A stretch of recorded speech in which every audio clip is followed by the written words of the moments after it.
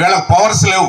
ఇవాళ పైన ప్రతి వాళ్ళకి సజ్జల రామకృష్ణారెడ్డి, లేకపోతే విజయసాయి రెడ్డి, లేకపోతే మిథున్ రెడ్డి, ఇలా సుబ్బారెడ్డి గారు బాబాయ్, ఈ నలుగురు మొత్తం మానిటరింగ్ చేస్తారు ఆంధ్ర రాష్ట్రం అంతా కూడా. ఆంధ్ర రాష్ట్రంలో బీసీలని పదవులు ఎర చూపించి పదవి అయితే ఇచ్చారు కానీ దేనికి పవర్ లేకుండా, ఒక్క రూపాయి లేకుండా మొత్తం బీసీలని నిర్వీర్యం చేసింది ఎవరైనా అంటే వైసీపీ పార్టీ, జగన్మోహన్ రెడ్డి గారు.